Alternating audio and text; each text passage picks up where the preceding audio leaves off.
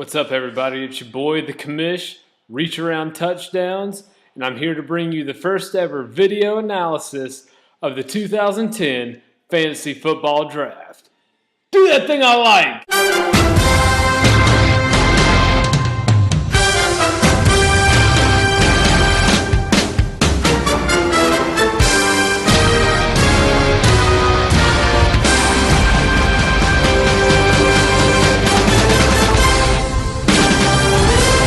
That's right, boys. This year I decided to go ahead and pull out all the stops. We had such a great draft, I thought what better way than to follow it up with a little Monday Night Football music, a video recap, and everything else in between. I hope you boys have some thick skin, because right now everything is out on the table. Kind of the same motto Trevor has when he goes to a Little League baseball practice. We'll go ahead and start off the recap with Shuba. This year, Shuba's decided to go with Kenny Palmer as his team name, which is an interesting pick considering Shuba is disgusted by women, much less the thought of touching them. His QBs are above average, but I do worry about Carson Palmer. Even though he does have two egotistical wide receivers, he is in a very run-heavy offense. His wide receivers are great, but they're either on poor offenses like Calvin Johnson, or either their quarterbacks have small hands like Michael Crabtree. Which that's a shocking pick to me, considering Shuba likes nothing small on his men. We'll start off next with Jacob.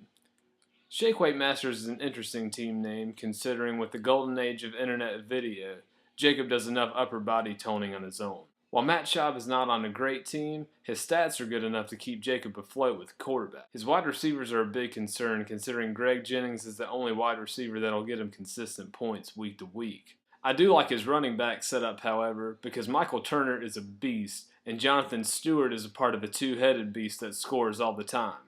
Jacob, on the other hand, is a fan of the one-eyed beasts and likes to slay them with his bare hand. Boffman number 7 is up on the list next. His team name is mocking my team name in another league, Backdoor Whores. I thank you.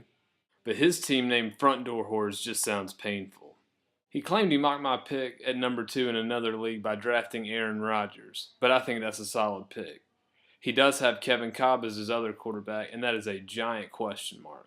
The Eagles lost their running game, and Kevin Kolb's taken about 3 snaps in the NFL, so it's a giant crapshoot at this point. Reggie Wayne and Percy Harvin are solid picks at wide receiver, but he does have Hines Ward, who's a giant son of a bitch and probably eats baby nuns on his days off. Cedric Benson is great, but Sean Green is another question mark. Another question mark? Whether or not Nick would get on all fours for Tim Tebow for money, or just offer his services for free. Richie's up next. Big question marks at QB. Brett Favre is still not 100% coming off of injury, and Sidney Rice is going to be gone at least half the year. And he's also got Jay Cutler, who is an interception machine. Now, he might get a little bit better on year 2 of this new offense, unless he gets pissy and demands a trade again. Vincent Jackson is pretty much set on not playing for the entire year, and Dez Bryant could potentially make a splash at wide receiver, but he's also a rookie, so that's going to be at least halfway through the season. Pierre Garçon, however, is a solid go-to from week to week. At running back, he does have the record-leading running back now with Chris Johnson, so he's pretty much like Ronco. Just Next up, we got Caleb, the man so dedicated to the true spirit of our league, dishing out insults and injury, that he sends a message through G-Chat to everyone when he couldn't get on the draft chat. His team name, Regulation 89, refers to Steve Smith talking about the rules and regulations of the league, that being him. I'd be careful if I were Steve Smith. His arm breaks every other week, so deregulation's always possible. Hey-o! Moving on, his quarterbacks are solid. Breeze is Breeze, and Matt Ryan is going to be awesome this year. I'm a little sold on the Falcons this year. I feel pretty good about Bolden this year being with Joe Flacco. He also has T.O., which, as much as you love to hate him, the man can still ball. Just don't make fun of this quarterback. it's my quarterback. Ryan Grant's okay, but I can attest from personal experience, Joseph Adai is going to be a headache. But for that headache, I figured Caleb will do what he always does, and that's take 2 teaspoons full of man juice, go to bed, call it a night. Who dat hanging brain is who's up next. Steve Jackson and MJD pound through defensive lines like T-Rev pounds through the menfolk. I like Andre Johnson and Marquez Colston at wide receiver also. They're going to get a lot of points week to week. I'm shocked Trevor drafted anyone for Pittsburgh though, because that's about as offensive as playing with underage boys. But then again, that's right up Trevor's alley. Jason Campbell has the potential to be a pretty good quarterback, and I'm very sold on Chad Henne. One thing I'm not sold on, however, is Trevor's heterosexuality. Screaming Penguins are up next. According to Will, this is based on the time he had a go-round with the Snow Dip Doodle. I'll let your imagination do the rest.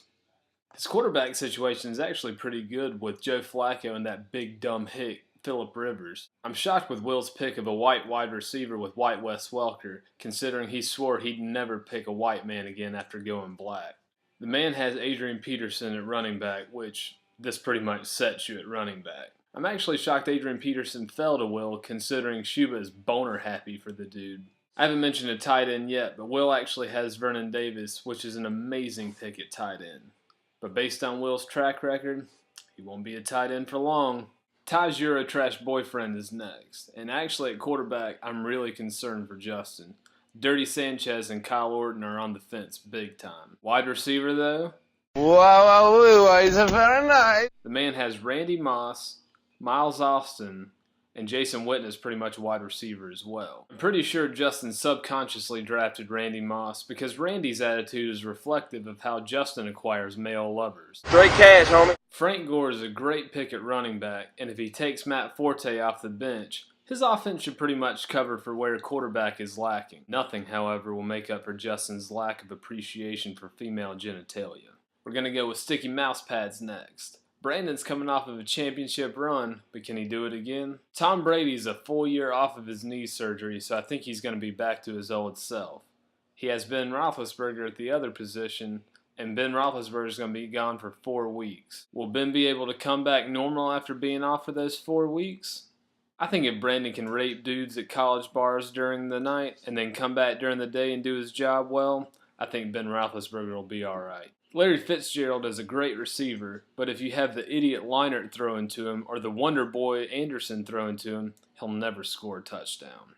Taking Johnny Knox off the bench will actually help his wide receiver scenario. With D'Angelo Williams and Felix Jones, if he's healthy, at running back, they should be ready to play. Also, if you or your mom go to Brandon's house, be expected to be played with. Last but not least, we'll go ahead and cover my team. I love my quarterback situation. I also loved crushing everyone's hopes and dreams when I drafted Peyton and Tony back to back. First time ever, I'm actually excited about my wide receivers that I drafted. Deshaun Jackson could be awesome again, so long as Kevin Kolb can throw a spiral. And Brandon Marshall and Chad Johnson give me hope. Just like the state of California allowing gay marriage has finally given Justin hope on that bachelorette party. My running backs give me a little bit of a cause for concern. Ahmad Bradshaw will be sharing carries, but he'll probably be getting red zone touches. Caleb, however, will be getting brown eye touches. I'll also probably be starting CJ Spiller, considering I don't really have an option anywhere else. Hey Will, remember when you really wanted CJ Spiller? Why didn't you draft him? Douche.